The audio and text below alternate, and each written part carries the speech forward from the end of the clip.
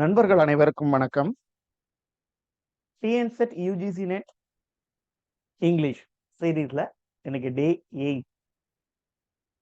7 days we successfully completed from ancient literature to Shakespeare age வரைக்கும் இந்த 7 நாள் வகுப்புகள்ல நம்ம முடிச்சிருக்கிறோம். ஸோ டுடே நம்ம திரும்பியும் ஏஜ் ஆஃப் ஷேக்ஸ்பியரை தான் கண்டினியூ பண்றோம்.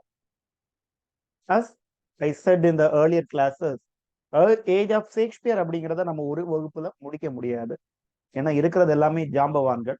ஸோ நேற்றைய வகுப்புல இந்த பேஸ் ஏஜ் ஆஃப் ஷேக்ஸ்பியர் எப்படி ஆரம்பிக்குது, otherwise Elizabethan age of literature எப்படி ஆரம்பிக்குது அப்படிங்கிறத பார்த்தோம். ஸோ இன்றைக்கு நமக்கு எடுத்துக்கிட்ட டாபிக் ஒன்னே ஒண்ணுதான், சரிங்களா? ஒரே ஒரு ஆதர் மட்டும் தான் நம்ம இன்னைக்கு பார்க்க போறோம். சரி, ஸ்பென்சர், எட்மண்ட் ஸ்பென்சரை மட்டும் தான் நம்ம இன்னைக்கு பார்ப்போம். ஏன்னா இவரே ஒரு வகுப்புக்கு தேவையான மெட்டீரியல்ஸ் எல்லாம் அவரே வச்சிருக்கிறார். ரைட், லைக் ஷேக்ஸ்பியர் மாதிரி ஷேக்ஸ்பியருக்கு அடுத்ததா மிக முக்கியத்துவம் வாய்ந்த ஒரு நபராக கருதப்படக்கூடியவர் இந்த Spencer, the great poet. How Shakespeare ruled the kingdom of drama in Elizabethan period, Spencer equally ruled the concept of poetry in Elizabethan period. Next to Chaucer, who is the best performer in the section called poetry அப்படின்னு கேட்டீங்கன்னா that is Spencer. ஓகேங்களா? So Edmund Spencer இந்த வகுப்புல நீங்க முக்கியமா பண்ண வேண்டியது Edmund ஸ்பென்சருடைய அனைத்து ஒர்க்குகளையும் ஒரு ஒரு அரை பேஜ்க்கு இல்ல ஒரு 10 பாயிண்ட் ஸ்பென்சரை பத்தி எடுத்துக்காங்க, ஒவ்வொரு ஒர்க்கை பத்தி. சரிங்களா? அது மைனர் மேஜர் தேவையில்லை. லைக் சாசருக்கு எடுத்த மாதிரி ஸ்பென்சருக்கும் ரொம்ப முக்கியத்துவம் கொடுத்த ஒவ்வொரு ஒர்க்கினுடைய டீட்டெயில்ஸையும் எடுத்துக்கங்க. ரைட், ஸ்ட்ரைட்டாவே நம்ம கிளாஸ்க்குள்ள போறோம். எட்மண்ட் ஸ்பென்சர் ஒவ்வொரு ரைட்டர்ஸ் கடந்து போகும்போது நான் சொல்லிக்கிட்டே இருக்கேன், இம்பார்ட்டன்ட் ரைட்டர்ஸ் அப்படின்னா நீங்க என்ன பண்ணிக்கங்க அப்படின்னா அவங்களுடைய பர்த் அண்ட் டெத் நமக்கு ரொம்ப முக்கியம். பாருங்க, 1552 1599 ஒரு பெரிய காலகட்டம். கரெக்டா நான் சொல்லுவேன், ஷேக்ஸ்பியர் ஏஜ் எப்ப தொடங்குது அப்படின்னா ஒரு 1550 அப்படின்னு சொல்லிக்கலாம். இல்ல எலிசபெத்தன் ஏஜ் எப்படி தொடங்குது அப்படின்னா 1550 வச்சுக்கோங்க அப்படின்னு சொல்றது உண்டு. அதற்கான காரணம் இதுதான். ஏன்னா மேக்சிமம் மாமேதைகள், இலக்கிய மாமேதைகள் எல்லாருமே இந்த காலகட்டத்தை சார்ந்தவர்கள். Right, fine. Shakespeare was born in East Smithfield, London. ஏன் இன்றைக்கு ஒரே ஒரு ரைட்டர் அப்படின்னா இவர்கிட்ட நாம இப்போ ஹைலைட் பண்ணியிருக்க எல்லாமே பழைய கொஸ்டின் வந்து நம்ம எடுத்ததாக இருக்கும். சரிங்களா? முத தடவை நாம வந்து இந்த ஒரு நோட்ஸை ஃப்ரேம் பண்ணும்போது நம்ம என்ன பண்ணிப்போம்னா இந்த ஸ்லைடுக்கு ஒரு 3 பாயிண்ட் தான் இருக்கு. ஃப்ரெண்ட்ஸ் புரிஞ்சுக்கோங்க, ஃபர்ஸ்ட் டைம் நாம ஒரு விக்கிபீடியாவோ பிரிட்டானிக்காவோ பார்த்து எடுக்கும் பொழுது என்ன பண்ணியிருப்போம், இந்த ஃபர்ஸ்ட் பேஜ்ல எட்மண்ட் ஸ்பென்சருடைய பயோகிராஃபி எழுதும்போது ஒரு 3 பாயிண்ட் தான் நான் எழுதியிருப்பேன். பட் இன்னைக்கு அது ஒரு 30 பாயிண்டா கன்வெர்ட் ஆகுது அப்படின்னா அதற்கு காரணம் நம்ம ஒவ்வொரு கொஸ்டின் பேப்பரையும் பார்த்து வரும்போது ஓல்டு கொஸ்டின் பேப்பர் பார்த்தா இப்படி ஒரு பாயிண்ட் இருக்கும், அதை எடுத்து இது கூட நம்ம ஆட் பண்ணிப்போம். லைக் நீங்களும் என்ன பண்ணுங்க, இதே மெத்தடை ஃபாலோ பண்ணுங்க. நீங்க ஒரு நோட்ஸ், நம்ம வீடியோவை பார்த்தோம், இந்த ஸ்லைட ஸ்கிரீன்ஷாட் எடுத்தோம், ஏதோ ஒரு முறையில நீங்க நோட்ஸ் எடுக்கிறீங்க. அதே நோட்ஸ் நமக்கு என்ன அப்படின்னு கேட்டீங்கன்னா நாட் என்ன. லிட்ரேச்சர், இங்கிலீஷ் லிட்ரேச்சர் பாத்தீங்கன்னா இட்ஸ் அன் ஓஷன். அதெல்லாம் இவ்வளவுதான் நம்ம மெஷர் பண்ண முடியுமானா முடியாது, நிறைய வந்துகிட்டே இருக்கும். எவனும் இதுல 100% படிச்சவன் ஜேஆர்எஃப் வாங்கினவனுக்கு கூட என்னது 50% தான் இங்கிலீஷ் லிட்ரேச்சர்னா என்னன்னு தெரியும். நெட் முடிச்சவனுக்கு 25% தெரியும். செட்டு முடிச்சவனுக்கு 20% தான் என்னன்னு லிட்ரேச்சர் என்னன்னு தெரியும். நம்ம தெரிஞ்சுக்க வேண்டிய விஷயங்கள் நிறைய இருக்குது. அதனால எப்பவுமே ஒரு ரைட்டரை நீங்க முடிக்கும் போது ஒரு 4 லைன் இல்ல 5 லைன் ஃப்ரீயா விட்டுக்கங்க. சம்டைம்ஸ் அரை பேஜ். இப்ப என்னுடைய நோட்ஸ்ல நீங்க பாத்தீங்க அப்படின்னா நான் என்ன பண்ணுவேன் அப்படின்னா எட்மண்ட் ஸ்பென்சர் எடுத்துட்டீங்கன்னா ஒரு பேஜ் நம்ம கண்டிப்பா விடணும். என்னதுக்கு? நம்ம நிறைய விஷயங்கள் விட்டுருப்போம், மிஸ் பண்ணிருப்போம். அது எவ்வளவு பெரிய ஜாம்பவான் சொல்லி தந்தாலும் விட்டுருப்போம். அது நமக்கு எப்போ ஃபுல்ஃபில் ஆகும்? when we revise the concept with question paper. நீங்க ஏதாவது டெஸ்ட் பேட்ச் அடிக்கலாம், இல்ல old UGC net set question அடிக்கும் பொழுது இப்படி ஒரு கொஸ்டின் நம்ம நோட்ல இல்லையே, இதை நம்ம எடுத்துப்போம் அப்படிங்கிற மாதிரி நீங்க அந்த பிளாங்க் விட்டுருக்கக்கூடியதுல இம்பார்ட்டன்ட் அப்படின்னு மார்க் பண்ணி நீங்க என்ன பண்ணிக்கலாம், ஓல்டு கொஸ்டின் பேப்பர்ஸ்ல இருக்கக்கூடிய பாயிண்ட்ஸ் நீங்க எடுத்துக்கலாம். பாருங்க, இதுவே கேள்வியா கேட்டிருக்காங்க. அவர் எங்க பிறந்தாரு? Smithfield, London. இல்ல எந்த ரைட்டர் ஈஸ்ட் மித்ஃபீல்ட் லண்டன்ல பிறந்தாரு அப்படின்னு கேட்க. This is a very important question so make note of it, please make note it. ஓகேங்களா? பொயட் அப்படின்னு ஸ்பென்சரை அழைத்தவர் யார்? இது பல முறை கேட்ட கேள்விதான். Please note it. பொயட் என்று ஸ்பென்சரை அழைத்தவர் சார்ல்ஸ் லாம், the great essayist. சார்ல்ஸ் லாம் ஸ்பென்சரை பொயட் என்று அழைத்தவர். ரைட். அப்ப பொயட்டுங்கிறது ஏன் அவ்வளவு இம்பார்ட்டன்ட் அப்படின்னா, கவிஞனுக்கெல்லாம் கவிஞன் யாரு? ஸ்பென்சரா. Right. He was educated PG, UG, PG in Cambridge. Expected question. Okay. எங்க வந்து அவருடைய கல்வியை முடிச்சார் அப்படின்னா Cambridge. He married Meshabaya's child. இது ஒரு நோட்ல இருக்கட்டும். ஏன் இந்த முதல் மனைவியினுடைய பேர் தேவை அப்படின்னா, இரண்டாவது மனைவின்னு ஒருத்தங்க இருக்காங்க. ஓகேங்களா? மெஷபயாஸ் சைல்டு. ஓகே. இவங்க என்ன பண்ணிடுறாங்க அப்படின்னா 1594ல இந்த மெஷபயாஸ் இறந்துடுறாங்க. தென் அதே வருஷத்துல என்ன பண்ணிடுறாங்கன்னா, ஸ்பென்சர் மேரிட் எலிசபெத் பாயில். முதல் மனைவியை விட இரண்டாம் மனைவி மிக முக்கியமானவங்க. இவங்க நேம் நம்ம கண்டிப்பா லிட்டரேச்சருக்குள்ள தேவை, எலிசபெத் பாயில். அவங்களுடைய கல்யாண டேட்டும் உங்களுக்கு கண்டிப்பா தேவை. ஏன் தேவை அப்படிங்கிறத உள்ள போகும்போது டீட்டெயில்டா பார்ப்போம். ஓகேங்களா? Please note it. எலிசபெத் பாயிலை இரண்டாவதாக என்றைக்கு திருமணம் பண்ணிக்கிட்டார் அப்படின்னா, ஜூன் மாதம் 11ஆம் தேதி 1594. 1594. இது எப்படி சார் ஞாபகம் வச்சுக்கிறது? மறந்து போயிருது. கண்டிப்பா ஞாபகம் வச்சுக்கணும். இதை வச்சு அவர் ஒரு போயமே எழுதியிருக்காரு. இந்த தன்னுடைய கல்யாண டேட்டை வச்சு எபிதலாமியன் அப்படிங்கிற ஒரு போயமே தலைவர் என்னது எலிசபெத் பாயிலுக்காக எழுதியிருக்காரு. Okay, fine. இது எப்படி ஞாபகம் வச்சுக்கிறதுங்கிறது ஒரு சின்ன க்ளூ கொடுக்குறேன் பாருங்க. ஜூன் மாசம் மே ஜூன்ல வந்து பாத்தீங்கன்னா லீவ் இருக்கும் பிள்ளைங்களுக்கு. ஒரு ஜூன் 15க்கு மேலதான் என்ன பண்ணுவாங்க, ஸ்கூல் எல்லாம் ஆரம்பிப்பாங்க அப்படின்னு வச்சுக்கோங்க. இல்ல சார் ஜூன் 5ஆம் தேதியே என்னென்னலாம் டிஸ்கஷன் வர வேண்டாம். ஓகே, ஒரு நம்ம புரிதலுக்காக மே ஜூன்ல எல்லாம் என்ன பண்ணிருப்பாங்க, ஸ்கூல் க்ளோஸ் பண்ணிருப்பாங்க. மேரேஜஸ் எல்லாம் பொதுவா அப்ப எடுப்பாங்க. ஏன்னா எல்லா சொந்தக்காரங்களும் வருவாங்க. குழந்தைங்க பிள்ளைங்க எல்லாம் வந்து ஸ்கூல் லீவுனால, காலேஜ் லீவுனால எல்லாம் வந்துருவாங்க. அப்படிங்கறதுனால ஜூன் மாசம் இவங்க கல்யாணம் வச்சுக்கிட்டாங்க அப்படிங்கிற மாதிரி நீங்க புரிஞ்சு வச்சுக்கோங்க. Right, fine. இந்த மேரேஜ் செலிப்ரேஷனுடைய அந்த ஒரு பிரதிபலிப்பு எந்த போயத்துல தெரிஞ்சது அப்படின்னு ஒரு கேள்வி கேட்டா, எலிசபெத் பாயிலுக்காக தலைவர் எழுதின போயம் எதுன்னு கேட்டாங்கன்னா, that is Epithalamion. Don't confuse it with Prothalamion. Prothalamion அப்படிங்கிறது இன்னொருத்தங்களுடைய மேரேஜ் என்கேஜ்மெண்ட்டுக்காக ஸ்பென்சர் எழுதினது. எபிதலாமியன் தான் என்னது எலிசபெத் பாயிலுக்காக எழுதினது. ரைட். இவருக்கு மேரேஜ் ஆனது வந்து 1594ல. ஓகேங்களா? முதல் மேரேஜ் முடிஞ்ச உடனே, இந்த மெஷபயாஸ் சைல்ட மேரேஜ் பண்ண உடனே he reached அயர்லாந்து. ஓகேங்களா? அயர்லாந்துக்கு 1580ல போய் சேர்ந்துடுறாரு. இதை வச்சு அவர் ஒரு ஒர்க் எழுதியிருக்காரு. தன்னுடைய இரண்டாவது திருமணத்தை வச்சு ஒரு ஒர்க், அயர்லாந்துக்கு போனதை பத்தி ஒரு ஒர்க். சரிங்களா? அடுத்தது முக்கியமான, this is UGC NET question. Note it. UGC NET question. The first folio edition of Spencer's work published in the year 1611. Okay, எல்லாம் போஸ்ட்மஸ்லி தான். போஸ்ட்மஸ்லி. இவர் இறந்த வருஷம் 1600க்கு ஒரு வருஷம் கம்மி இல்லைங்களா? எலிசபெத்தன் பீரியட்ல தான் இறந்திருக்காரு. இவருடைய ஃபர்ஸ்ட் போலியோ எப்ப ஸ்பென்சருடைய ஃபர்ஸ்ட் போலியோ பப்ளிஷ் ஆகுதுன்னா 1611. ஸோ லாஸ்ட் கிளாஸ்ல டிஸ்கஸ் பண்ணிக்கிட்டோம். ஓகே, பென் ஜான்சனுடைய போலியோ எப்போ பப்ளிஷ் ஆச்சுது, கூடவே ஷேக்ஸ்பியருடைய ஃபர்ஸ்ட் போலியோ எப்போ பப்ளிஷ் ஆச்சுது, எல்லாத்தையும் தெரிஞ்சு வச்சுக்காங்க. அழகா மேட்ச் த ஃபாலோயிங் போட்டு நம்மள்ட்ட கேட்பாங்க. ஃபர்ஸ்ட் போலியோ 1611, அப்புறம் 1623 அப்படின்னு போட்டுட்டு இந்த பக்கம் கேட்டுருவாங்க ஸ்பென்சர், பென் ஜான்சன், ஷேக்ஸ்பியர் அப்படின்னு கேட்கறதுக்கு வாய்ப்புகள் நிறைய இருக்குது.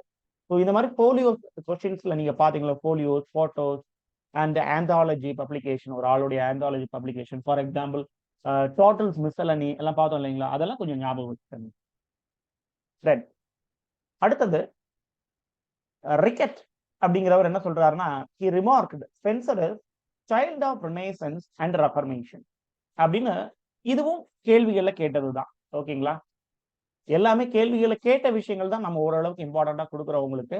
பாருங்க, child of Renaissance and Reformation. ரினைசன்ஸ்னா மறுமலர்ச்சி இன் ஆல் த செக்டார்ஸ். ரெஃபர்மேஷன்னா மறுமலர்ச்சி மதத்தில் ஏற்பட்ட மறுமலர்ச்சி தான் என்னது ரெஃபர்மேஷன். ஸோ ஸ்பென்சர் என்ன சொல்றாங்கன்னா, child of Renaissance and reformation. இந்த ரினைசன்ஸும் ரெஃபர்மேஷனும் ரொம்ப இன்ஃப்ளூயன்ஸா ரொம்ப பரவி இருந்த காலத்தில் தன்னை அறிமுகப்படுத்திய கவிஞன் இவர் அப்படிங்கறத அர்கேட் சொல்றாரு. தென் பென் ஜான்சன் என்ன சொல்றாரு பாருங்க, he often, அதாவது அவருடைய ஆப்ஷன், அவர் வந்து ஒப்பீனியன் சொல்றாரு. ஓகே, ஒரு ஒப்பீனியன் சொல்றாரு that censor write no language. Okay, censor write no language. புதுசா அவர் ஒன்றும் பெருசா ஒரு மொழியை வந்து படைக்கல. ஓகேங்களா, censor write no language. தென் தாம்சன் என்ன சொல்றாரு அப்படின்னா, Spencer is my master Spencer. என்ன சொல்றாரு, மை மாஸ்டர் ஸ்பென்சர். இப்படி ஒவ்வொருத்தனும் சின்ன சின்ன கிரிட்டிசிசத்தோட ஸ்பென்சரை புகழ்ந்துட்டு இருக்காங்க. ஈவன் பென் ஜான்சன் வந்து பயங்கர ஒரு கிரேட் ஃபாலோவர் ஆஃப் ஸ்பென்சர். ரெண்டு பேரும் கண்டெம்பரரிஸ் தான். ஸ்பென்சரா ரொம்ப இன்ஸ்பயர் ஆன ஒரு பர்சன் பென் ஜான்சன். அடுத்தது பென் ஜான்சன் தான் சொல்றாரு, Spenser died at the age of 46 for the want of bread. இவன் பெரிய கவிஞன் தான், ஆனா அவனுடைய கடைசி காலம் எப்படி இருந்தது அப்படின்னா உங்களுக்கு தெரியுமா? அவன் கோர்ட் போயிட்டு தான், அரசவை கவிஞன் தான், ஆனா அவனுடைய கடைசி காலம் ரொம்ப ஏழ்மை நிலையில இருந்தது. தன்னுடைய 46வது வயதுல அவர் இறந்து போறாரு. இப்போ ஒரு துண்டு பிரெட்டுக்காக அவர் காவல் கிடந்தாராம். அதாவது ஏழ்மை நிலை ரொம்ப வாட்டியது ஸ்பென்சரை கடைசி காலகட்டத்துல. கோர்ட் ஃபேவரை இவர் இழந்துருவாரு. எலிசபெத்துக்கு ஃபேவரான ஒரு ஆளை எதிர்த்து இவர் ஒரு ரைட்டிங்ஸ் போடுவாரு. அதனால இவருக்கு கோர்ட் ஃபேவரை இழந்துருவாங்க. ஓகே, ஆனா குயின் எலிசபெத்தை வச்சுதான் ஃபேரி குயின் எல்லாம் எழுதியிருப்பாரு. ஆனாலும் அவருக்கு கோர்ட் ஃபேவர் போயிடும். அரசவையிலிருந்து அவரை கலத்தி விட்டுருவாங்க. கடைசி காலத்துல ஒரு துண்டு பிரெட் கூட இல்லாம பட்னியோட இறந்து போயிடுவாரு அப்படின்னு பென் ஜான்சன் சொல்றாரு. சிஎஸ் லெவிஸ் என்ன சொல்றாரு பாருங்க, Spenser was not one of the great sonneteer. Sonnet வகையில பாத்தீங்கன்னா ஸ்பென்சர் ஒன்னும் பெருசா எழுதலைன்னு சொல்றாரு. Was not one of the great sonneteer. ஓகேங்களா, அதாவது பாசிட்டிவ் அண்ட் நெகட்டிவ் கிரிட்டிசிசம் ரெண்டையும் நம்ம பார்த்துட்டு இருக்கோம். சானட்ஸை பொறுத்த வரைக்கும் ஸ்பென்சரின் ஸ்டான்ஸா அப்படிங்கிறது ரொம்ப ஃபேமஸ். ஆனா சானட்ஸை பொறுத்த வரைக்கும் ஸ்பென்சர் ஒன்றும் பெருசா கான்ட்ரிபியூட் பண்ணல, அது உண்மைதான். Dryden, the father of critic, என்ன சொல்றாரு பாருங்க, Shakespeare himself might not have achieved so much if Spencer had not lived and labored. ஸ்பென்சருங்கிற ஒருத்த மட்டும் இல்ல அப்படின்னா ஷேக்ஸ்பியர் அப்படிங்கிற ஒருத்தர் இருந்திருக்க மாட்டான். ஏன், Shakespeare is a great man of plagiarism. Okay, he is one of the father of plagiarist அப்படின்னு கூட சொல்லலாம். அந்த மாதிரி காப்பி பண்ணக்கூடியவர், இமிட்டேட் பண்ணக்கூடியவர். இப்போ ஒரு போயத்துக்கு தன்னுடைய ஷேக்ஸ்பியரின் ஸ்டான்ஸாக்கு நிறைய கண்டென்ட் யார்கிட்ட தான் அடிச்சிருக்காரா, ஸ்பென்சர் கிட்ட இருந்து. ஸ்பென்சர் வந்து ஷேக்ஸ்பியரை கூட கொஞ்சம் சீனியர், ரைட்டிங்ஸ்ல கொஞ்சம் சீனியர் அவர். டபிள்யூபி ஈட்ஸ் என்ன சொல்றாரு பாருங்க, த ஃபர்ஸ்ட் salaried moralist. இதான் நெகட்டிவ் அண்ட் பாசிட்டிவ் கண்டென்ட் ரெண்டும் வரும் சொன்னீங்களா. salaried moralist, பொது உடைமை, நேர்மை, நெறிகளை பத்தி எழுதுறதுல பெரிய ஆள். மில்டன் தன்னுடைய ஆரோபெகட்டிகா அப்படிங்கிற ஒர்க்ல ஸ்பென்சர் என்ன சொல்றாருன்னா, அவர் sage and serious poet whom I dare be known to think a bitter feature than Scout or Aquinas.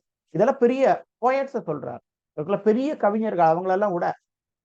அவங்களெல்லாம் விட எனக்கு யார் தான் பெரிய டீச்சர் நான் நினைக்கிறேன், ஸ்பென்சர் தான். எனக்கு முன்னாடி வாழ்ந்த ஸ்பென்சரை நான் வந்து பெரிய poet அப்படின்னு நினைக்கிறேன். நீங்க பெட்டர் டீச்சர், யாரை விட, ஸ்கவுட்ஸை விடவும் ஆக்வினஸை விடவும் பெரிய கவிஞனுவன், பெரிய டீச்சர், பிலாசபர் இவன். அது எந்த ஒர்க்ல சொல்லியிருக்காரு அப்படின்னா ஆரிகோபெட்டிகா. இந்த வாசகம் வந்து முக்கியமானதுதான். அதை விட முக்கியம் இந்த ஆரோபெகட்டிகா அப்படிங்கிற ஒர்க். ஏன் அப்படின்னா மில்டன் இந்த ஆரோபெகட்டிகா அப்படிங்கிற ஒர்க்ல he talk about the freedom of press, கருத்துரிமையை பத்தி, கருத்துரிமை சுதந்திரம் பாதிக்கப்படுறத பத்தி இதுல அதிகமா பேசியிருக்காரு. It's also an old question. Okay, Areopagitica மில்டனுடைய எந்த ஒர்க்கு பிரஸ் சுதந்திரத்தை பத்தி, கருத்துரிமையை பத்தி பேசுது அப்படின்னு கேட்டீங்கன்னா ஆரோபெகட்டிகா. மில்டன் போகும்போது கொஞ்சம் கூட தெளிவா பார்ப்போம். Pope compared Spencer. Alexander Pope இல்லைங்களா, அகஸ்டன் சேஜ்ல வருவாரு. 1600 நம்ம இப்ப இருக்கிறோம் இல்லைங்களா. ஒரு 1700 to 50, 1750 இந்த காலகட்டம் பார்த்தீங்கன்னா ஏஜ் ஆஃப் போப்னு அழைக்கப்படும். ஸோ 100 வருஷத்துக்கு அப்புறம் வந்து அலெக்சாண்டர் போப் என்ன சொல்றாரு அப்படின்னா ஸ்பென்சரை, a mistress whose fault we see but love her with them all. Spencer கிட்ட நிறைய பிள்ளைகள் இருக்குது, ஆனாலும் அவ்வளவு பிள்ளைகள் இருந்தாலும் நம்ம என்ன பண்ணுவோம், அவரை லவ் பண்ணதான் செய்யறோம். அதனாலதான் மிஸ்ட்ரஸ் அப்படிங்கிற வார்த்தையை சொல்றாங்க. ஓகேங்களா? அதாவது ஒரு இப்போ ஒரு எக்ஸாம்பிளுக்கு சொல்லணும் அப்படின்னா, மனைவி இல்ல ஒரு பெண்மை அப்படிங்கிற ஒரு திங் இருந்ததுன்னா அவங்க நிறைய தப்பு பண்ணுவாங்க.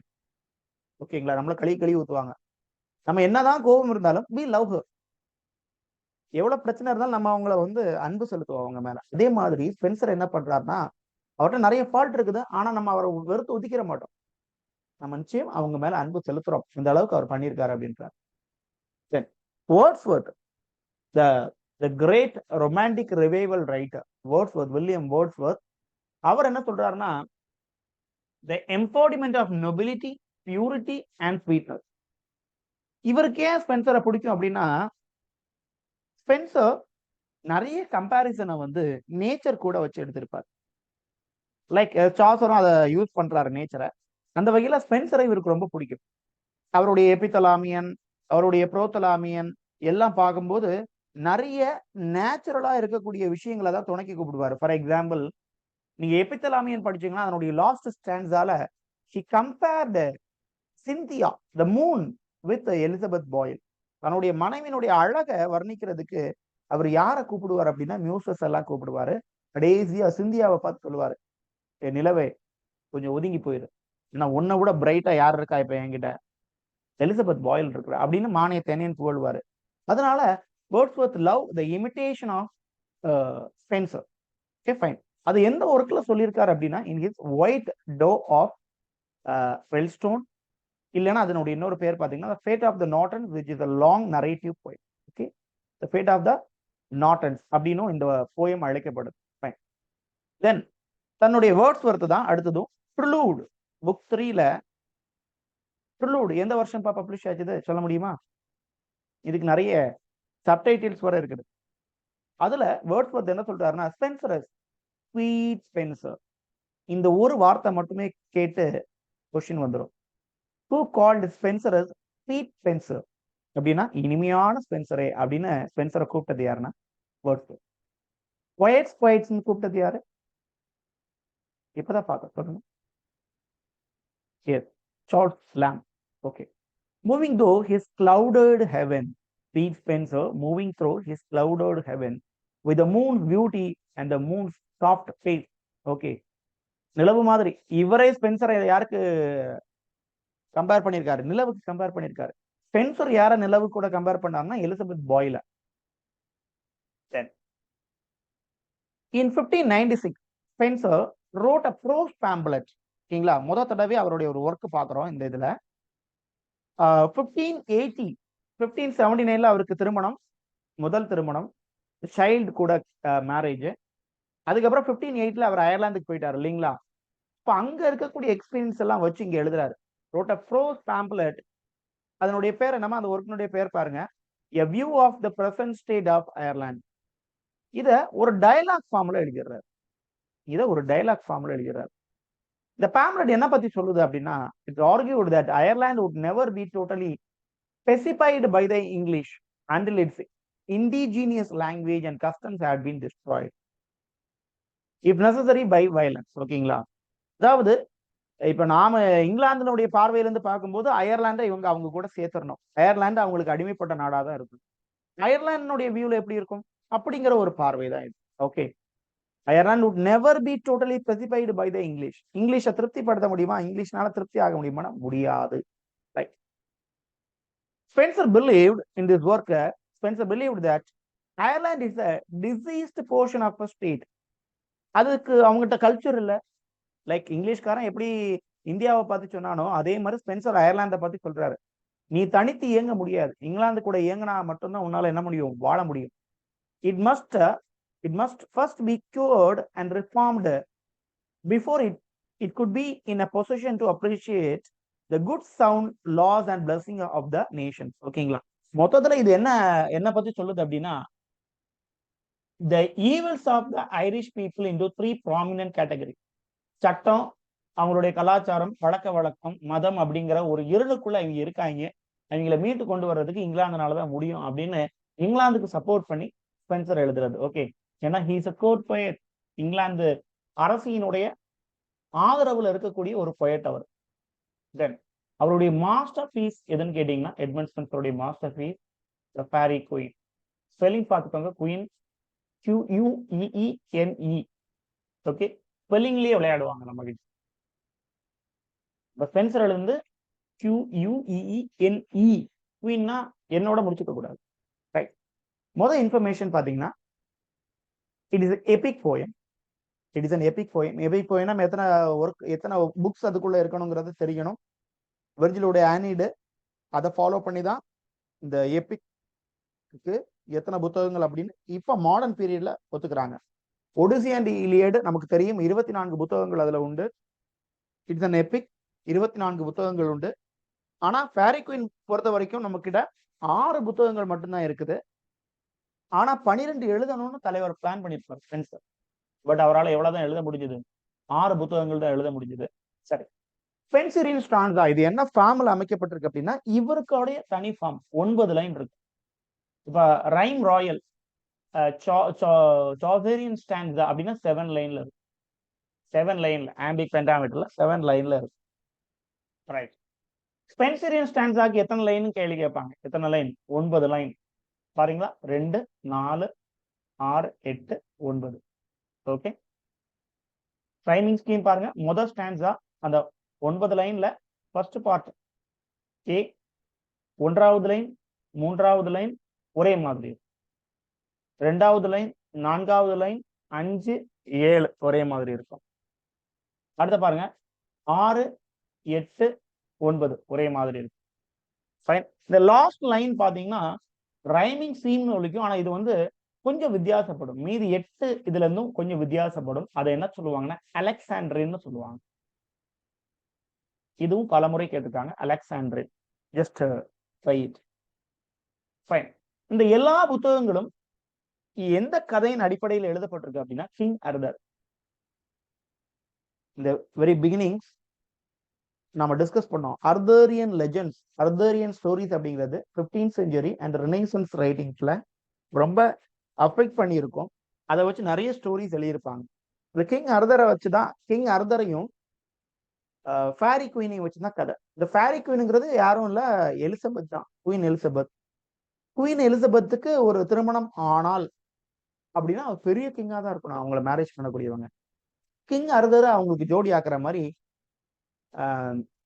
குயின் குளோரியானா அப்படிங்கிற ஒரு கேரக்டர் உள்ள படைச்சிருப்பாரு. குயின் குளோரியானா. குயின் குளோரியானா கிட்டதான் எல்லா நைட்ஸும் வேலை பார்ப்பாங்க. அவங்க சொல்றதை கேட்டுதான் இங்க கதையே நடக்குது. ரைட். ஃபர்ஸ்ட் 3 புக்ஸ் 1590லையும், செகண்ட் செட் ஆஃப் 3 புக்ஸ் 1596லையும் வெளிவருது. ஓகே, ஞாபகம் வச்சுக்கோங்க. முதல் 3 புத்தகங்கள், அடுத்தது 6 புத்தகங்கள். ஸ்பென்சர் தன்னுடைய ஒர்க்கை பத்தி என்ன சொல்றாருன்னா, the aim behind the fairy queen was to fashion a gentleman or nobleman in virtue and gentle discipline. ஒழுக்க நெறிகளோட, மாரலோட ஒரு ஜென்டில்மேன் எப்படி இருப்பான் அப்படிங்கிறத நான் காணிக்கிறேன். அதுதான் இந்த ஃபேரி குயின். ஃபேரி குயின் புக்கை நீங்க 6 புத்தகங்களுடைய டைட்டில் பார்த்தாலே நமக்கு தெரிஞ்சு போகும். டிசிப்ளின், வெர்ச்சுங்கிறது இதுல ரொம்ப முக்கியம் அப்படிங்கிறது. சரி, அடுத்தது பாத்தீங்கன்னா, it is an allegorical epic. அலிகரினா ஒன்ன சொல்லி இன்னொன்னு புரிய வைக்கிறது. அனிமல் ஃபார்ம் நமக்கு தெரியும். It's an allegory, great example for allegory. ஒரு மிருக கூட்டத்தை வச்சு கதை போகும். ஆனா உண்மையிலேயே நமக்கு புரியும், ரஷ்யால இருக்கக்கூடிய அன்னைக்கு இருந்த சோசியலிசம், கம்யூனிசத்தினுடைய ரிஃப்ளெக்ஷன் மாதிரி அந்த ஒர்க் இருக்கும். அவங்கள சாடி எழுதுற மாதிரி எழுதியிருப்பாங்க. அதுதான் அலிகரி. இங்கே அலிகரி தான். அதாவது அதை நல்லதுக்கு எழுதலாம், கெட்டதுக்கு எழுதலாம். இங்க குயின் எலிசபெத்தை எழுதும் பொழுது எதுவும் கிண்டலா மாக்கிங் எழுத முடியாது. அவங்கள ரொம்ப தூக்கி வச்சு அவங்கள குயின் குளோரியானா அப்படிங்கிறத கொடுக்கும்போது அவங்களுக்கு ரொம்ப மதிப்பு கொடுத்து தானே எழுதியிருக்காரு. Yes, allegory for positive impact. Okay, queen Elizabeth as Gloriana அப்படின்னு எழுதியிருக்காரு. Each book represents a virtue of a knight. Jewellery அப்படிங்கிற ஒரு கான்செப்ட் கேள்விப்பட்டிருப்பீங்க, இதுக்கு முந்தின கிளாஸ்ல பார்த்தோம். What are the qualities a knight should have. அதே மாதிரிதான் இங்க என்னன்னா ஒவ்வொரு புக்லையும் 6 புத்தகங்கள்லையும் ஒவ்வொரு வித்தியாசமான நைட், லேடி நைட் வருவாங்க, பெண் சோல்ஜர் வருவாங்க, ஆண் நைட்ஸ் இருப்பாங்க. அவங்களுடைய ஒழுக்கம் ஒவ்வொரு இதுலயும் ஒவ்வொரு டைப் ஆஃப் ஒழுக்கங்களை பத்தி இந்த 6 புத்தகங்களும் சொல்லும். ஸ்பென்சர் தன்னுடைய இந்த ஃபேரி குயினை என்ன சொல்றாருன்னா டார்க் கன்சைட், ரொம்ப பெரிய ஒரு பெருமையா இருக்கு அப்படிங்கிற மாதிரி பெருமையான ஒரு மெச்சத்தக்க வகைன்னு சொல்லுவோம்ல, அதான் டார்க் கன்சைட். இதுல முக்கியமா நம்ம பார்க்க வேண்டியது ஒரு கேள்வியா கேட்கலாம் அப்படின்னா ஃபேரி குயின்ல எந்த புக் வந்து பாத்தீங்கன்னா அன்பினிஷ்டா இருக்குது, பிராக்மெண்டடா இருக்குது அப்படின்னு கேட்டீங்கன்னா 7வது புக். 6 புக் வரைக்கும் ஃபுல்லா இருக்குது, 7வது புக் இன்கம்ப்ளீட். அது எதை பத்தி பேசுது அப்படின்னா the virtue of constancy. இப்ப நம்ம ஒரு எக்ஸாமுக்கு ப்ரிப்பேர் பண்ணிட்டு இருக்கோம், பிஜிடிஆர்பி இல்ல வந்து யூஜிடிஆர்பி இல்ல இந்த செட்டுக்கு ப்ரிப்பேர் பண்ணிட்டு இருக்கீங்க. பண்ணும்போது எந்த ஒழுக்கம், நான் முதல் கிளாஸ்லேயே சொல்லிட்டு இருக்கேன், சுய கட்டுப்பாடு அப்படிங்கிறது நமக்கு வேணும். இருந்ததுன்னா நமக்கு எக்ஸாம் ஈஸியா அடிச்சுட்டு போயிடலாம். இந்த கான்ஸ்டன்சி அப்படிங்கிறது ஒரு எடுத்த ஒரு செயல்ல இருந்து மாறாம இருக்கக்கூடிய அந்த திங்கை தான் நம்ம கான்ஸ்டன்சின்னு சொல்லுவோம். கான்ஸ்டன்சியா படிக்கணும், கான்ஸ்டன்சி இருக்குதா அப்படின்னு சொல்லுவோம். இப்போ குவாலிட்டி ஆஃப் பீங் அன்சேஞ்சிங். ஒரு ஆளுக்கு ஒரு வாக்கு கொடுத்துட்டு அப்படின்னா அதுல மாறாம இருக்கும், மாறா குணம். ஓகே, அதுதான் கான்ஸ்டன்சி. இதுதான் 7வது புக். பாருங்க, 6 புத்தகங்களும் அதனுடைய வர்ச்சியூஸ் என்னெல்லாம் சொல்லுது பாருங்க. முதல் புக் 1, அதுதான் ரொம்ப ஃபேமஸ். உலகத்திலேயே அதிகம் பேர் ஃபேரி குயின்ல எந்த புக்கை படிச்சிருப்பாங்க அப்படின்னு கேட்டீங்கன்னா புக் 1 தான். லைக் கலிவர்ஸ் டிராவல்ஸ் மாதிரி. கலிவர்ஸ் டிராவல்ஸ்ல எத்தனை புக்கு பவுண்டு? ஆன்சர் மீ, கமெண்ட்ல சொல்லுங்க. கலிவர்ஸ் டிராவல்ஸ்ல எத்தனை புத்தகங்கள் உண்டு? இங்க ஃபேரி குயின்ல மொத்தம் 6 புத்தகங்கள், 7வது ஒரு புத்தகம் எழுதினாரு, இன்கம்ப்ளீட் ஆகியிருந்தது. ரைட், 6 புத்தகங்கள்லயும் 6 நைட்ஸ் இருந்தாங்க அப்படின்னு சொன்னோம் இல்லையா? பாருங்க, first one red cross knight and Guyon, lady knight, பிரிட்டோமார்ட்.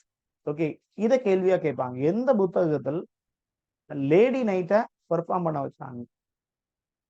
3rd book பிரிட்டோமார்ட். அப்புறம் ட்ரிமாண்ட் அண்ட் கேம்பல், ஆர்டிகோல், காலிடோர், மியூட்டபிலிட்டி. இதெல்லாம் அந்த நைட்ஸ் உடைய பெயர். அவங்க என்னென்ன ஒழுக்கங்களை பிரதிபலிக்கிறாங்க அப்படின்னா book 1 it's about holiness of Anglican church, Protestant சர்ச்சினுடைய ஒழுக்கம். Guyon, temperance. Lady knight, chastity, ஒழுக்க நெறி தவறாம வாழ்றது, நட்பு, நியாயம், கர்ட்டசி, virtue of constancy. இதை பார்த்துட்டோம். இப்படி 6 + 1 7 வகையான கேரக்டர்ஸ், 7 வகையான ஒழுக்கங்கள். Aristotle is regarded as a source of these virtues. இந்த virtues, இந்த பேட்டர்னை ஸ்பென்சர் எங்க இருந்து ஆட்டைய போட்டார் அப்படின்னா அரிஸ்டாட்டில் கிட்ட இருந்து. Aristotle said man is a social animal, இல்லைங்களா? மனிதன் என்பவன் ஒரு சமூக விலங்கு அப்படிங்கிறது யாருன்னு சொன்னார் அப்படின்னா அது அரிஸ்டாட்டில். தென் இந்த ஃபேரி குயினுக்கான சோர்சஸ் இதெல்லாம் அப்படின்னு பாத்தீங்கன்னா 2 என்னப்பா. ஒன்னு ஜெருசலேம் டெலிவர்டு பை டார்க்விட்டல் சாசோ. இந்த ஜெருசலேம் டெலிவர்ட்ல இருக்கக்கூடிய கதையும் ஃபேரி குயினும் ஒரே மாதிரி இருக்கும். அதே மாதிரி ஆர்லாண்டோ ஃபியூரிசோ பை அரிஸ்டோ, இதுவும் பாத்தீங்கன்னா ஒரே மாதிரியான கதை அம்சங்களை கொண்டதாக இருக்கும். டியர் ஃப்ரெண்ட்ஸ், இது ஒரு டைரக்ட் கொஸ்டினாவே நம்ம கேட்கலாம். ஆர்லாண்டோ ஃபியூரிசோ யார் எழுதுனது அப்படின்னா லுடோவிகோ அரிஸ்டோ. அதே மாதிரி ஜெருசலம் டெலிவர்ட் டர்காட்டோ டாசோ. இது ரெண்டையும் பேஸ் பண்ணி தான் நம்ம எட்மண்ட் ஸ்பென்சர் வந்து ஃபேரி குயின் அப்படிங்கிற ஒர்க்கை எழுதியிருக்காரு. இந்த 2 ஸ்டோரியுமே ஜஸ்ட் ரீடிங். ரெண்டுமே அந்த இது பாத்தீங்களா, ஒருத்தவங்களை காப்பாற்ற போறது, ஒரு விலங்கு வந்து சண்டை போடுறது, ஒரு ரெட் கிராஸ் நைட் குதிரையில துரத்துறது. ஓகே, இங்கேயும் அதே மாதிரிதான். அதாவது ஒரு கேஷல்ல பிடிச்சு போடுறது, ஒருத்தரை மேட் மாதிரி ஆக்குறது. இது வந்து பாத்தீங்கன்னா இந்த சிலுவை போர்கள்ங்கிற மாதிரி சொல்லுவோம்ல, ஜெருசலேமை பிடிக்கிறதுக்கு, அது அந்த இத பேஸ் பண்ணி இந்த கதை இருக்கும். ரெண்டையும் மிக்ஸ் பண்ணி பாத்தீங்கன்னா ஃபேரி குயின் தான். தென் ஃபேரி குயின் பத்தி அடிஷனலான இன்ஃபர்மேஷன்ஸ் அப்படிங்கறத மாதிரி பாத்தீங்கன்னா அதனுடைய ப்ரிஃபேஸ். ஓகே, ப்ரிஃபேஸை பொறுத்த வரைக்கும் இட்ஸ் a லெட்டர் ஸ்பென்சர் தன்னுடைய நண்பனான Sir Walter Raleigh in 1590s எழுதின ஒரு ஒர்க்கு தான் என்னது அந்த preface. contain a preface for the Fairy Queen in which Spencer என்ன சொல்றாரு அப்படின்னா, அலிகர்கள் பிரசன்டேஷன் ஆஃப் வேர்ச்சுஸ் நான் கொடுத்துருக்கிறேன். யார் வழியா அப்படின்னா அர்தோரியன் நைட்ஸ் வழியா நான் கொடுத்துருக்கிறேன் அப்படிங்கிறத யாருக்கு சொல்றாரு, ஒரு வாட்டர் லேக் சொல்றாரு. அதை தான் ப்ரிஃபேஸ் ஆஃப் யூஸ் பண்றாங்க. அந்த லெட்டர்ல இவர் என்ன குறிப்பிட்டிருப்பாருன்னா, ஸ்பென்சர் வந்து என்ன சொல்லியிருப்பாருன்னா, நான் 24 புக் எழுதுறதுக்கு பிளான் பண்ணியிருக்கேன். ஓகே, அதுல 12 புத்தகங்கள் நைட்ஸை பத்தியும், who exemplify private virtues, and அடுத்த 12 புத்தகங்கள் virtues, public virtues centered on King Arthur. King அர்தரை பத்தி ஒரு 12 புத்தகங்கள், ஒரு பொது ஒழுக்கங்கள்லாம் என்ன அப்படிங்கிறத பேஸ் பண்ணி நான் எழுத போறேன் அப்படின்னு 24 புத்தகங்களுக்கு சொல்லி. ஆனா அவரால் 12 புத்தகங்களுக்கு ஒரு ட்ரிக் பிளான் பண்ண முடிஞ்சு 6 புத்தகங்கள் தான் முடிச்சாரு. இது ஞாபகம் இருக்கட்டும். 24 12 ஆச்சு, 12 6 ஆச்சு. For Faerie Queene he obtained a lifetime pension. ஒரு 50 பவுண்ட் கிட்ட எங்க இருந்து கிடைச்சது, கவர்மெண்ட் கிட்ட இருந்து இவருக்கு கிடைச்சது. நான் சொன்னேன் இல்லையா, இது கோர்ட் போயிட் தான். கோர்ட்ல அவருக்கு நல்ல ஃபேவர் இருந்தது. ஆனா அவர் எழுதின ஒரே ஒரு புக்குனால அவருக்கு என்ன ஆகி போச்சுது, அவருக்கு கோர்ட் ஃபேவர் போயிடுச்சு. ஸோ அவருக்கு 50 பவுண்ட் கிட்ட என்ன கொடுத்தாங்க, பென்ஷனா கொடுத்துட்டு இருந்தாங்க.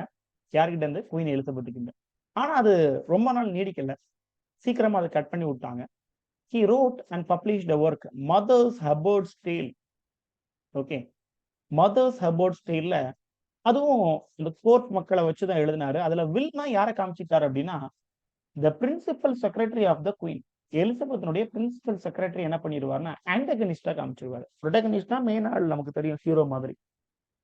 ஆன்டகனிஸ்ட் அப்படின்னா அப்படியே ஒரு நெகட்டிவ் கேரக்டரா காமிச்சிருவாரு. அதனால உள்ளதும் போச்சுடா நொல்ல கண்ணாங்கிற மாதிரி கவர்மெண்ட் கொடுத்துட்டு இருந்த 50 பவுண்டையும் நிறுத்திட்டாங்க.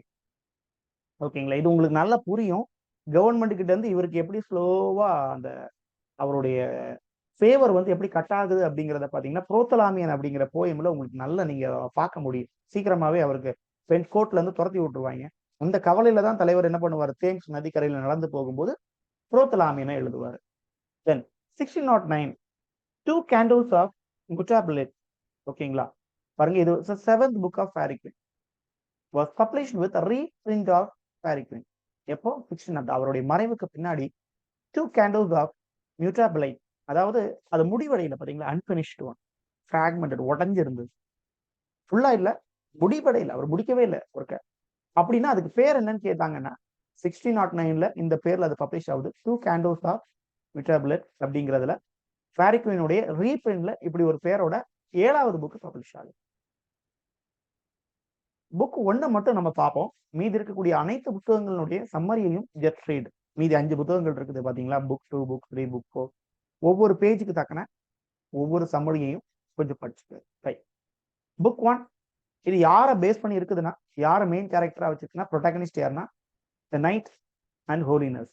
அவங்களுடைய என்ன வர்ச்சு அப்படின்னா ஹோலினஸ். கேரக்டர் பாருங்க, த ரெட் கிராஸ் நைட், அதுதான் அந்த நைட். ஓகேங்களா, இந்த ரெட் கிராஸ் நைட்டுக்கு குயின் குளோரியானா ஒரு வேலையை கொடுத்து அனுப்பி விடுறாங்க. அவன் அந்த வேலையை போய் செஞ்சானா, செஞ்சு முடிச்சு குயின் தனக்கு கொடுத்த வாக்கை காப்பாத்தினானா, அதுதான் இந்த ஃபேரி குயின் புக் 1. சரிங்களா, ரெட் கிராஸ் நைட் அப்படிங்கிற ஒருத்தர் இருக்கான், ஒரு யங் லேடி, இவனுடைய ஜோடியா மாற போறாங்க. ஒரு யங் உமன் நேம்டு ஊனா. ஓகேங்களா, யூனா அப்படிங்கிற ஒரு பெண் இருக்கிறாங்க. அண்ட் டுவார். அப்புறம் அவங்க எல்லாம் சேர்ந்து என்ன பண்றாங்க, ஒரு பயணத்துக்கு கிளம்புறாங்க. என்ன அப்படின்னா, குயின் குளோரியானாவுடைய உத்தரவுப்படி இந்த ஊனாவுடைய அப்பா யூனா இருக்காங்கல்ல, யூனாவுடைய அப்பாவை வந்து ஒரு கொகையில மாட்டிக்கிட்டாரு. கொஞ்சம் வருஷமா அவர் மாட்டி இருக்கிறாரு. அவரை வந்து ஒரு டிராகன் என்ன பண்ணிட்டு இருக்குது அப்படின்னா அடக்கி வச்சிருக்கு. அவரை அடிமைப்படுத்தி அப்படி வச்சிருக்குது. யாரோ ஒரு ஆள் அடிமைப்படுத்தி இந்த டிராகனை காவலுக்கு வச்சிருக்காங்க. இப்போ குளோரியானாவுடைய கட்டளை என்ன அப்படின்னா, ரெட் கிராஸ் நைட்டுக்கு நீ என்ன பண்ணணும், ரெட் கிராஸ் நைட் நீ என்ன பண்ற, நீ பெரிய வீரன், நீ ஊனா கூட போய் அவ காமிக்கக்கூடிய இடத்துல போய் அந்த டிராகனை வீழ்த்திட்டு நீ அவங்க அப்பாவை அவளுக்கு மீட்டு கொடுக்கணும். இது நான் அவளுக்கு கொடுத்த ஒரு வாக்குறுதி, நீ அதை நிறைவேற்றி கொடுக்கணும் அப்படின்ற. இவங்க அந்த ஊனா, ரெட் கிராஸ், அப்புறம் எல்லா குதிரையில அப்படியே உள்ள போறாங்க, காட்டுக்குள்ள போறாங்க. இது என்கவுண்டர் மான்ஸ்டர் கால்டு எரர். எரர்ங்கிறது ஒரு கான்செப்ட், ஒரு பேர் இல்ல, அப்டிராக்ட் நவுனா எடுத்துக்க வேண்டாம். இது ஒரு கேரக்டர், இது ஒரு கதாபாத்திரம். எரர் அப்படிங்கிறது ஒரு கதாபாத்திரம். அந்த மான்ஸ்டர்னால என்ன பண்றாங்கன்னா, தே கெட் செப்பரேட்டட் இதுக்கப்புறம் வந்து met a person called Archimago. ரொம்ப முக்கியமான கதாபாத்திரம். Note it, Archimago. எந்த புக்ல வருவாருன்னா புக் 1ல. இவன் ஒரு மாயாவி. இப்ப இவன் என்ன பண்ணுவான்னா, ரெட் கிராஸ் நைட் தூங்கும்போது என்ன பண்ணிடுவான்னா, ஒரு வித்தையை காமிச்சு அவனுக்கு கனவுல என்ன பரவ வச்சிருவான் அப்படின்னா, ஊனாவுடைய ஒழுக்கத்துக்கு ஊனா வந்து ஒரு like she share bed with another person அப்படிங்கிற மாதிரி ஒரு கனவை யாரு கூட வர வச்சிருவான் அப்படின்னா ரெட் கிராஸ் நைட்டுக்கு வர வச்சிருவான். Red cross knight fall prey to the wiles of Duessa. அதாவது இவன் ரெட் கிராஸ் நைட் யாரை தப்பா நினைச்சிடறான், யூனாவை தப்பா நினைச்சிட்டு இவளை விட்டுட்டு என்ன பண்ணிடுறான், இந்த இடத்த விட்டு கிளம்பி போயிடுறான். கிளம்பி போகும்போது அவன் யாருடைய வலையில மாட்டிடுறான்னா டூயிஸா அப்படிங்கிற ஒரு ஒரு மாயாவி. இவ்வளவு ஒரு மாயாவி தான், ஒரு சூனியக்காரி மாதிரி இருக்கக்கூடியவளுடைய வலையில மாட்டிடுவான். இவ தன்னுடைய உருவத்தை அப்படி அப்படி மாத்திட்டு இருப்பா அப்பப்போ. இந்த ஆர்ச்சிமாகவும் அப்படிதான், இவனும் மாயாவி இல்லைங்களா, அவனும் தன்னுடைய உருவத்தை மாத்தி மாத்தி அப்பியர் ஆவான். A deceptive woman who embodies falsehood. அதான் நாசமா போறதுக்கான எல்லா அறிகுறியும் இருக்கக்கூடிய ஒரு பெண். அவளே நாசமா போனவ தான். சரி. She deceives him and leads him to captivity by a giant Argalio. கடைசி ஃபைனல் கிளைமேக்ஸ்ல பாத்தீங்கன்னா இந்த ஒரு கேரக்டர் கொண்டு வருவாங்க, ஆர்காக்லியோ. சரியா? இவன் பாத்தீங்கன்னா ஒரு ஜெயிண்ட், ஒரு பெரிய ராட்சசம் மாதிரி இருக்கக்கூடிய ஒரு ஆளு. அவன் ஒரு பெரிய கோட்டை வச்சிருப்பான். அந்த கோட்டைக்குள்ள என்ன பண்ணிடுவாங்க, இந்த ரெட் கிராஸ் நைட்டை பிடிச்சி அடைச்சிருவான். சரியா? ஒரு சைக்காலஜிக்கல் ப்ராப்ளத்தை கிரியேட் பண்ணி ரெட் கிராஸ் நைட் வந்து ஊனாக்கு வந்து தப்பு பண்ணிட்டான். அவன் வந்து என்ன சொல்லியிருந்தாலும், என்ன ஒரு தப்பான கனவு வந்திருந்தாலும் ரெட் கிராஸ் நைட் வந்து நம்பியிருக்க கூடாது, ஊனாவுடைய ஒழுக்கத்தை சந்தேகப்பட்டிருக்க கூடாது. ஆனா நம்பிட்டேன் அப்படிங்கிற ஒரு பழியை சுமத்தி அவனை என்ன பண்ணிடுவாங்க, உள்ளத்துக்கு போட்டுருவாங்க.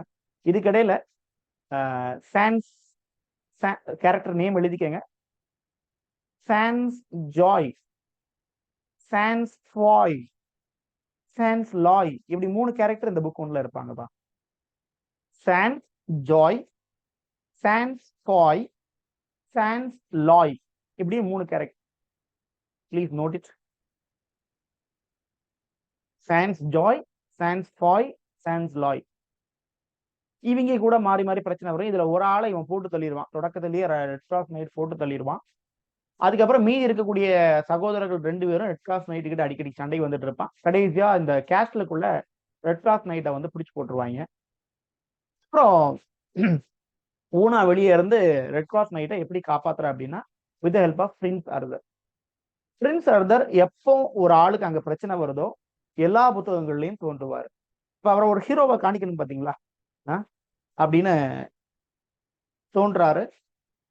தோன்றி யார ரிலீஸ் பண்றாருன்னா ரெட் கிராஸ் நைட்டை. அதுக்கப்புறமா ரெட் கிராஸ் நைட் என்ன பண்றான் அப்படின்னா ஊனாவை கூட்டிகிட்டு அந்த இடத்துக்கு போய் என்ன பண்ணிடுறான் அப்படின்னா ஊனாவுடைய தந்தைய டிராகனை கொண்டு பல பிரச்சனைகளுக்கு மேல ஊனாவுடைய அப்பாவை காப்பாத்தி கூட்டிட்டு வந்துடுறான். இதுதான் இந்த கதை.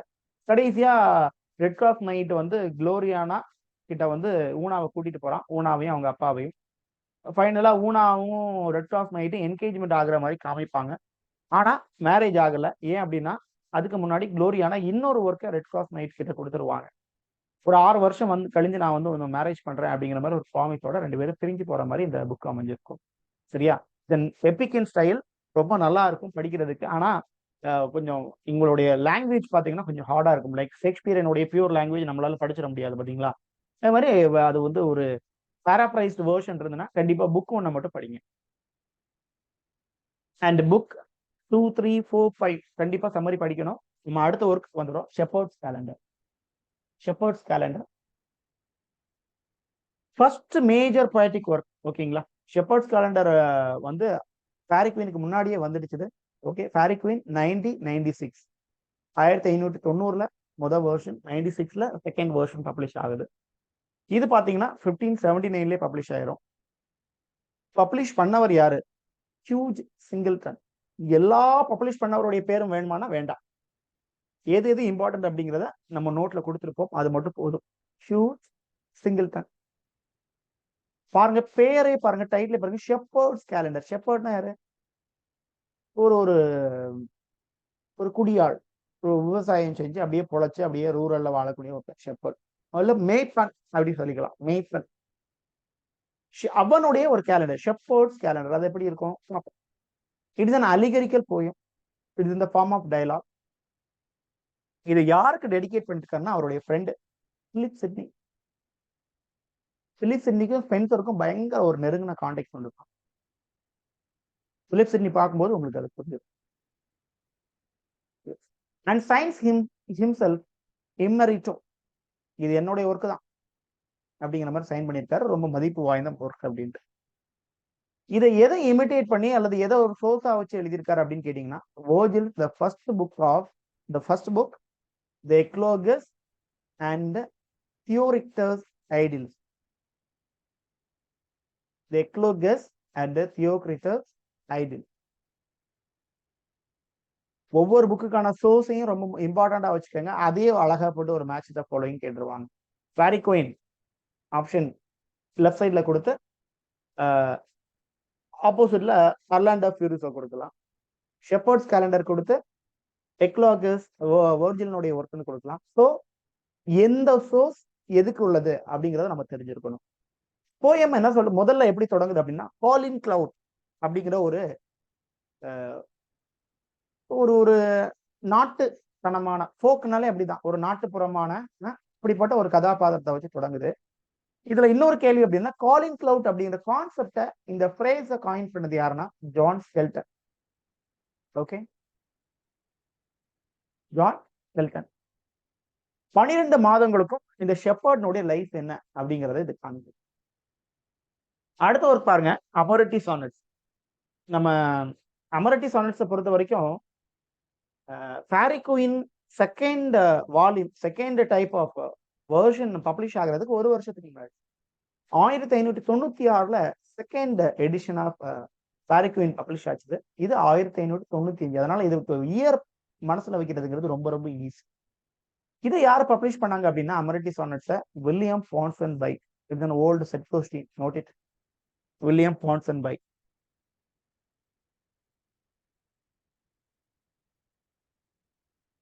இந்த அமரிட்டி சானட்ஸ் அப்படிங்கிற ஒர்க் நீங்க அதை ஜஸ்ட் கூகுள் பண்ணி பார்த்தீங்கன்னா, அதுல என்ன டைட்டில் இருக்கும்னா, அமரிட்டி அண்ட் எபித்தலாமியன் அப்படி ரெண்டும் சேர்ந்து தான் பப்ளிஷ் ஆகும். ஒரே வால்யூம்ல ரெண்டும் சேர்ந்து தான் பப்ளிஷ் ஆகும் 1595. இப்போ எபித்தலாமியன் எப்போ பப்ளிஷ் ஆச்சுது அப்படின்னாலும் 1595 தான். அமரிட்டினா என்ன? நிறைய லிட்டரரி ஒர்க்ஸ்ல பார்த்துட்டே தான் இருக்கும். அமரோ அப்படின்னு எல்லாம் பார்த்தோம். அமரிட்டி அப்படின்னா லவ் ரிலேட்டட் அப்படின்னு அர்த்தம்.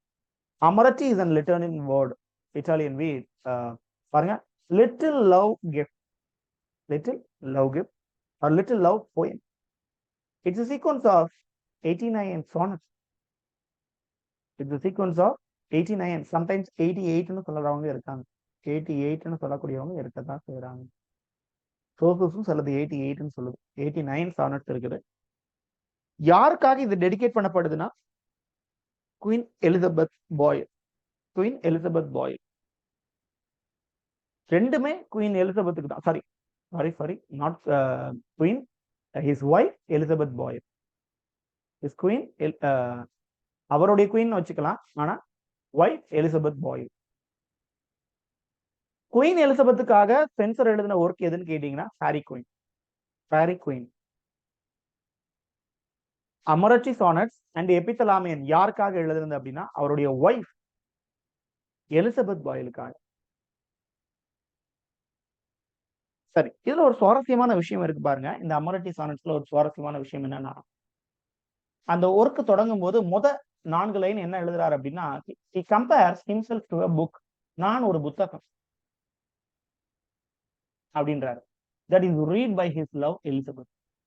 என்னை வாசிப்பவள் யாருன்னா, என்னுடைய காதலி எலிசபெத். நான் ஒரு புத்தகம், என்னை வாசிப்பது யாரு? என்னுடைய காதலி எலிசபெத். ஒரு கம்பேரிசன், ஒரு மெட்டபர் மாதிரி போடுறாரு. ஓகேங்களா? நான் காற்று, நீ மரம் அப்படின்னு எல்லாம் நமக்கு பாடுவாங்க இல்லையா? நீ எப்ப சொன்னாலும் நான் தலையாட்டுவேன் அப்படின்னு அப்படியே அடிக்கிட்டே போவாங்க. நீ அதுவா இருந்தா நான் இதுவா இருப்பேன்.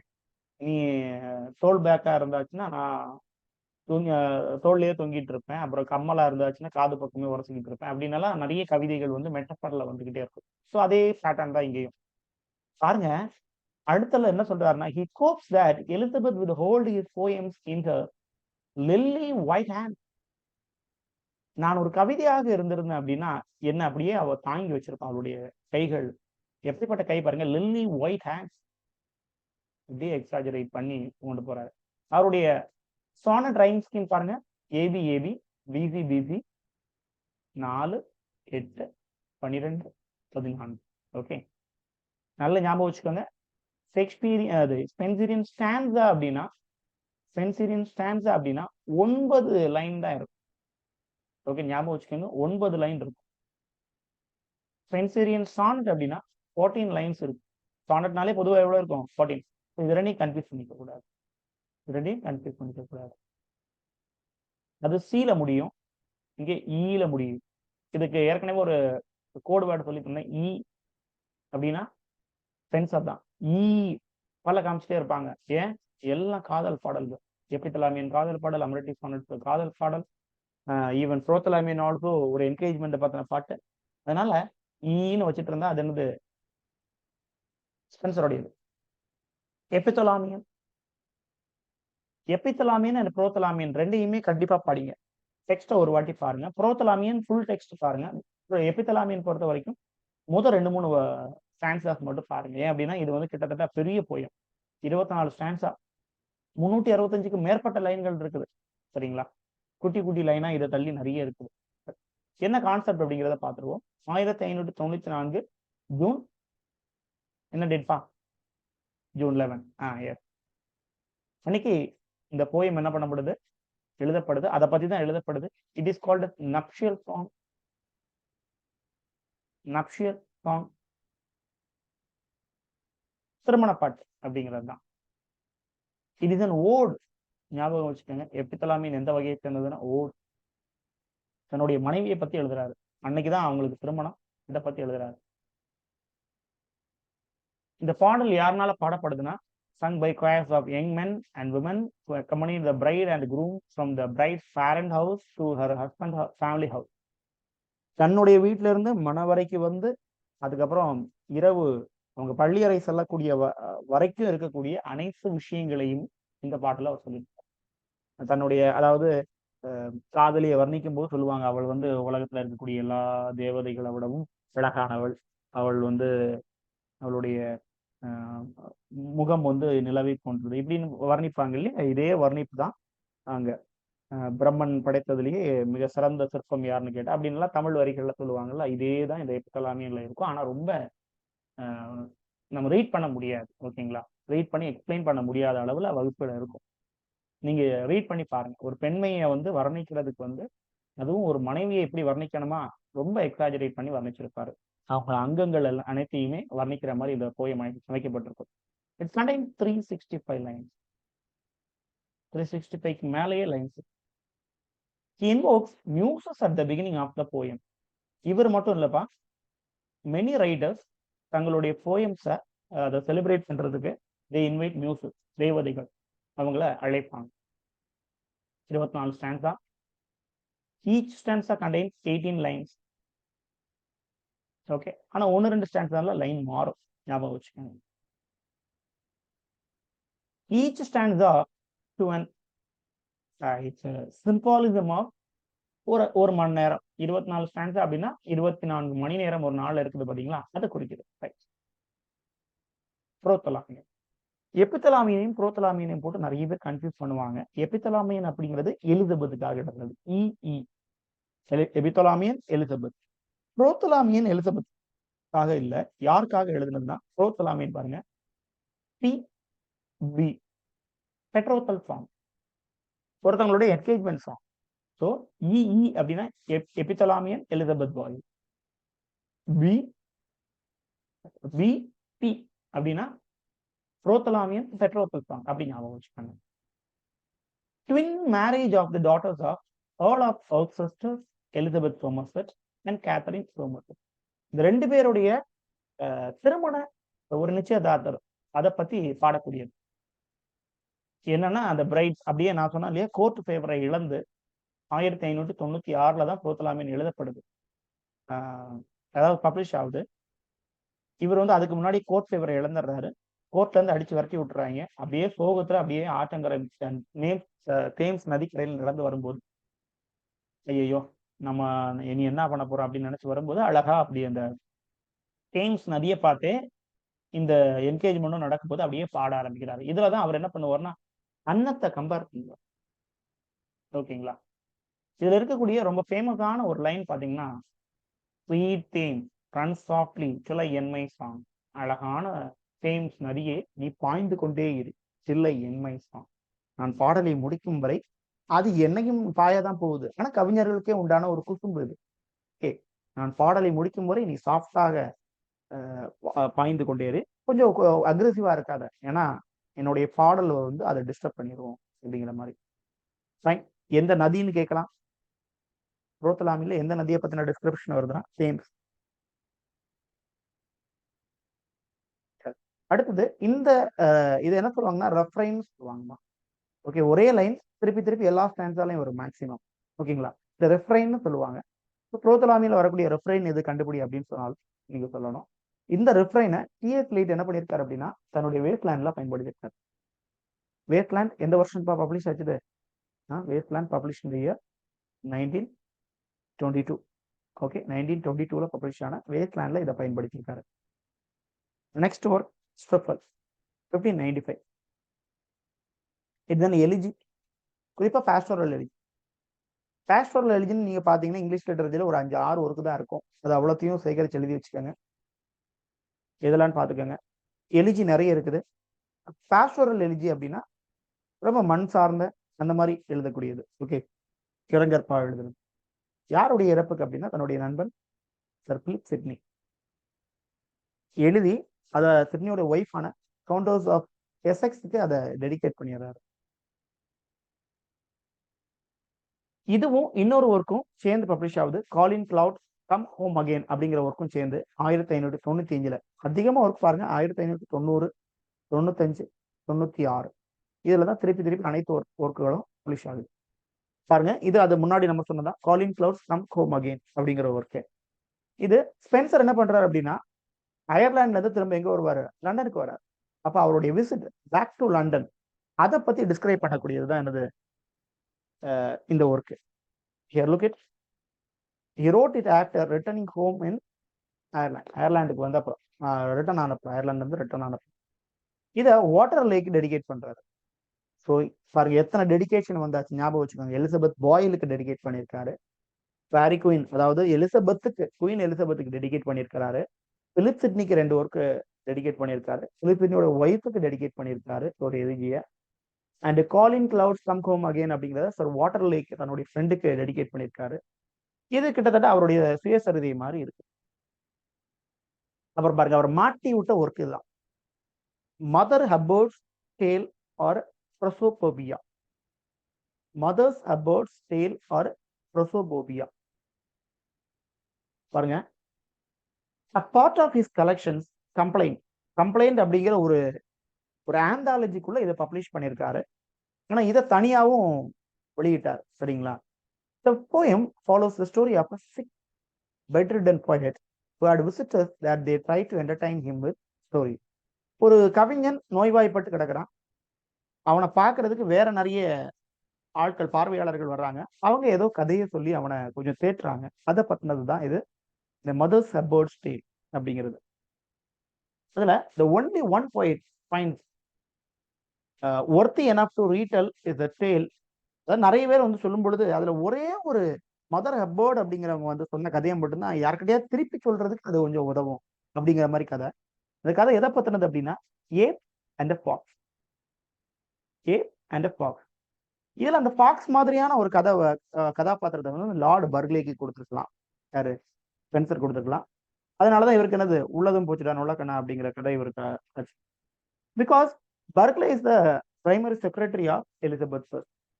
பர்க்லே கிட்ட கொஞ்சம் பார்த்துருங்க அப்படிங்கிற மாதிரி இவர் கொஞ்சம் எச்சரிக்கிறாரு. அதனால இவரை பிடிச்சி வெளியே தள்ளிடுறாங்க. He was removed from English court. The other work, these are minor work. இந்த ஒர்க் தான் அவர் எழுதியிருக்காரு அப்படிங்கிறத ஞாபகம் வச்சுக்கோங்க. இதுல ஒரு 3 ஒர்க் இதையும் தந்து இன்னொரு ஒர்க் வெளியே தந்துருவாங்க. which work is not written by Spencer அப்படிங்கிறத கேட்கறதுக்கு வாய்ப்பு இருக்குது.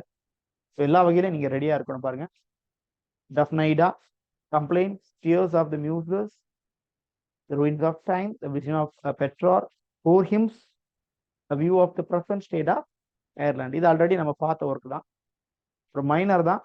பட் 1580 அவர் அயர்லாண்டுக்கு போறாரு. போன அப்புறம் அங்க இருக்கக்கூடிய ஸ்டேட்டஸை பொறுத்து எழுதுறாரு. டியர் ஃப்ரெண்ட்ஸ், ஓரளவுக்கு இன்னைக்கு நம்ம ஸ்பென்சரை முடிச்சிருக்கிறோம். இனி அடுத்த வகுப்புகளில் வந்து ஷேக்ஸ்பியர் இருக்கிறாரு, பிலிப் சிட்னி, பேக்கன், இப்படியான ரொம்ப முக்கியமான ரைட்டர்ஸ் இருக்கிறாங்க. இனி அடுத்த வகுப்புகளில் அதை பார்த்துருவோம். குறிப்பாக இப்போ அந்த லாஸ்ட் டைமில் நான் சொல்ல வேண்டிய விஷயம், இனி இந்த வாரம் நடக்கக்கூடிய எக்ஸாம்ஸு நீங்கள் கரெக்டாக ரெடியாக இருக்கணும். லாஸ்ட் டைம் எக்ஸாம்ஸில் போர்ஷன் வந்து ரொம்ப கம்மியாக இருக்கும். வெறும் 3 நாள் வகுப்புக்கான போர்ஷன்ஸ் மட்டும் தான் இருந்தது. ஆனால் இந்த வாரம் டெஸ்ட்டுக்கு கிட்டத்தட்ட 8 நாளுக்கான போர்ஷன்ஸ் உங்களுக்கு சேர்ந்துடுச்சுது. ஸோ சீக்கிரமாக போர்ஷன்ஸை முடிங்க. ஒரு நாள் கேப்பில் என்ன பண்ணிடுங்க அப்படின்னா டெஸ்ட்டுக்கு ப்ரிப்பேர் பண்ணுங்கள். Get the test. அண்ட் ஏதாவது உங்களுக்கு டவுட்ஸ் அப்படின்னா ப்ளீஸ் கமெண்ட்ஸில் சொல்லுங்கள். நம்ம கிளாரிஃபை பண்ணிக்கலாம். Right, thank you.